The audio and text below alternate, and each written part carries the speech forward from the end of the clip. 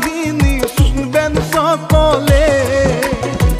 লিখিয়াছেন সাইদ হীরা চোখের জলে।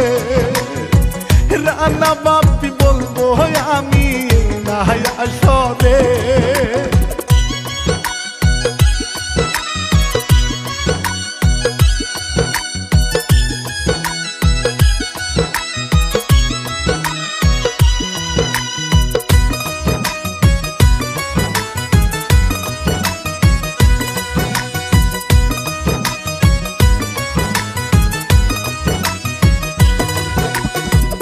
এই ঘটনা দেখবেন সবাই এসএস মিডিয়া।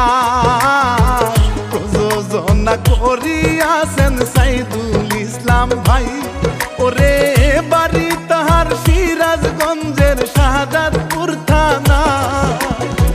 তাহার জন্য দুয়া চেয়ে মূল ঘটনায় যায়।